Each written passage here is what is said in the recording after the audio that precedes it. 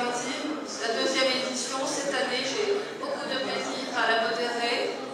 Mon nom est Malim Abdou, je suis journaliste et c'est avec autant de plaisir que je modère cette conférence et que je prends note de ce qui est dit. Merci beaucoup, merci d'être présent. Ce panel sera consacré au transport maritime. Monsieur Mouloud Belaïd, merci d'être avec nous, d'accepter d'être présent, président de l'association professionnelle des agents maritimes algériens, votre actif, plus de 30 ans d'expérience dans le secteur des transports. Vous êtes directeur commercial de l'ECOREP, une entreprise spécialisée dans la construction et la réparation navale. Votre expertise est reconnue tant au niveau national qu'international. L'importance du dialogue. Oui, vous avez des applaudissements? Oui. L'importance du dialogue entre autorités et acteurs économiques pour le développement du transport maritime, c'est l'objet de votre conférence. Monsieur Mouloud Belaïd, je vous en prie. Merci beaucoup.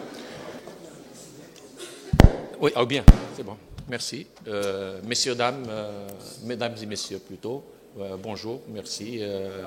Je commence d'abord par remercier donc, nos amis du World Trade Center et GTS pour l'organisation de cette deuxième conférence qui, j'espère, va se perpétuer, deviendra vraiment une manifestation annuelle et qui va durer très longtemps, parce que ça nous permet quand même de nous rencontrer, d'échanger, et ça manque encore un peu chez nous en Algérie, ce genre de rencontres. Donc, merci beaucoup.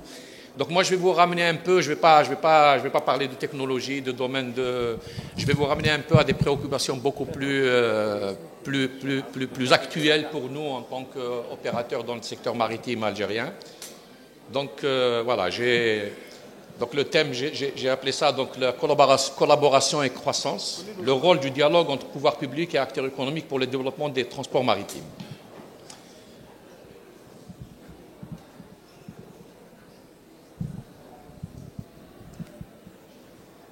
Donc, je me suis présenté, donc je suis heureux de partager donc, avec vous des réflexions sur l'importance cruciale du dialogue donc, entre les différentes autorités, ministères, douanes et autres administrations, entre elles d'abord, et avec les acteurs économiques dans le développement du secteur des transports maritimes, et c'est valable un peu pour tous les secteurs, hein, éventuellement, c'est pas seulement pour le maritime. Donc le secteur des transports maritimes joue un rôle vital dans l'économie mondiale, ça tout le monde l'a déjà dit. Donc il facilite le commerce, génère des emplois et soutient l'intégration régionale. Cependant, sans une collaboration efficace entre les différentes parties, il est difficile d'optimiser ce potentiel. Donc là, au cours de cette présentation, je vais aborder les points suivants. L'état actuel du secteur de transport maritime, très rapidement, hein, c'est pas dans les détails. Les défis rencontrés, son dialogue interautorité, les bénéfices d'un dialogue renforcé.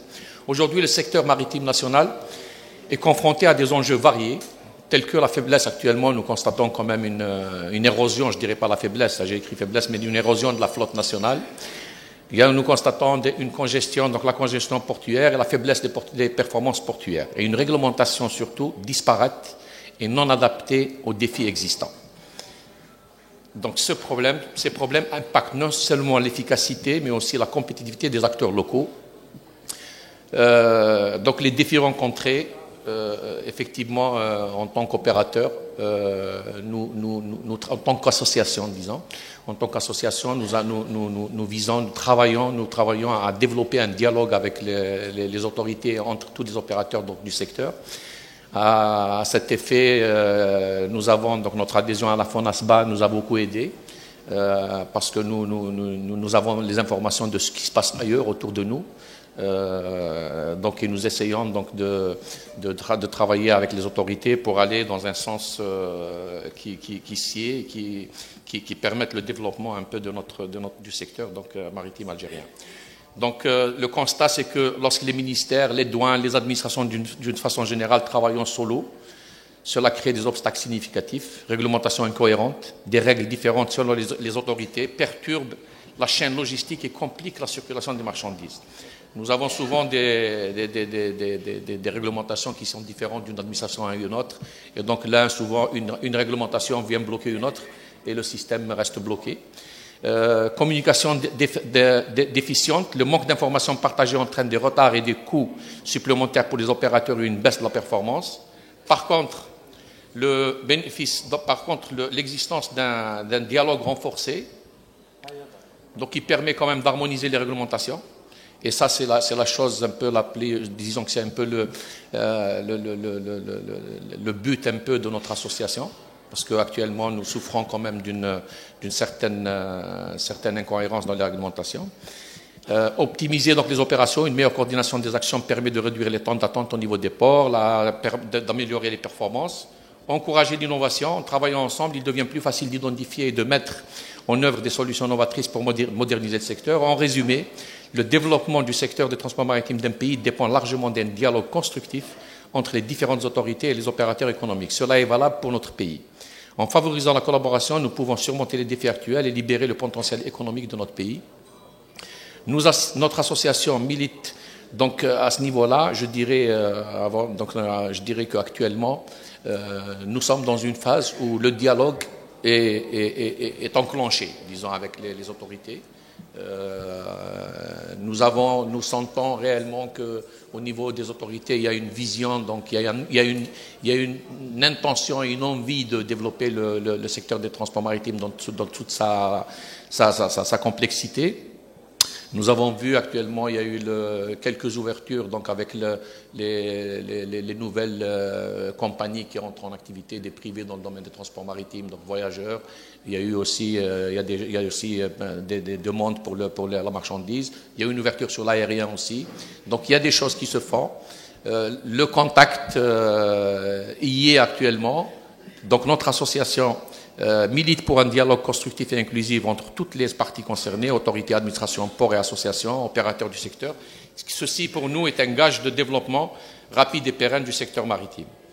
À travers des propositions concrètes, nous nous impliquons dans l'élaboration de la politique, à travers des propositions, bien sûr, de la stratégie de développement du secteur du transport maritime de notre pays. En effet, la PAMA vise à jouer un rôle clé dans le développement du transport maritime en Algérie à travers les missions qui sont donc faire connaître le secteur et la profession, faire promouvoir l'image de marque des agents maritimes, parce que nous avons souffert pendant longtemps d'une image un peu moyenne.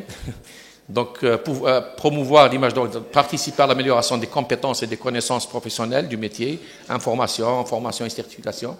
Et là, je remercie la FONASBA parce que le support de la FONASBA est extraordinaire pour nous. On va en parler d'abord pour la certification. J'informe les gens qu'il y a quand même il y a un certificat de qualité qui est délivré par la FONASBA. Donc, pour les agents maritimes, les courtiers et les agents maritimes. Mais il est ouvert à tout le monde, hein, pas seulement aux membres de la PAMA, donc marhaba, ceux qui veulent. La PAMA, donc, qui est agréée par la FONASBA pour le délivrer en Algérie. Donc, favoriser la collaboration entre acteurs du secteur. Participer à la réglementation, participer à l'amélioration du cadre réglementaire. Ça, c'est notre bataille. Ça, c'est notre bataille actuelle. Nous avons une écoute actuellement au ministère, donc c'est vrai. Et nous pensons que c'est l'un des moyens pour pouvoir se développer. C'est vrai qu'on parle de technologie, on parle de nouveautés dans les transports maritimes, de l'écologie. Mais pour un pays, s'il n'y a pas un dialogue, si tout le monde ne rame pas dans le même sens, nous disons que nous voulons construire le secteur maritime du futur. Eh bien, si nous voulons y arriver, il faut naviguer, il faut ramer tous dans le même sens. Sinon, si les administrations vont dans un sens, la douane dans un sens, on n'y arrivera pas. Merci, voilà ce que j'avais à dire. Représenter la profession auprès des organismes, administrations et institutions nationales concernés par l'exercice de la profession. Voilà ce que je voulais dire. Bien sûr, c'est très succinct, c'est rapide. J'espère que le débat, s'il y a un débat, on va enrichir tout ça. Merci pour votre attention. Je serai ravi de répondre à vos questions. Merci. Ou d'entendre vos réflexions sur ce sujet crucial. Merci. J'aimerais rajouter une chose. Oui, je vous en prie. C'est pour ça que j'ai dit tout à l'heure que l'intervention de Madame Maria vous intéressait parce que ça va dans ce sens. On a besoin de parler entre nous d'abord en Algérie. Et on a besoin de la diplomatie. Voilà, et d'organiser tout ça. Merci beaucoup. Et le concept qui a été utilisé pour la circonstance, c'est soft power, en effet. Le soft power. Le soft power. Donc, dialoguer, effectivement. Merci beaucoup, Monsieur Belhaïd. Peut-être des questions Des agents maritimes, éventuellement. Ou alors, oui, ou des agents maritimes, oui. Ou alors, on englobe toutes les questions à la fin du panel. Très bien. Voilà, Nous allons englober toutes les questions à la fin du panel.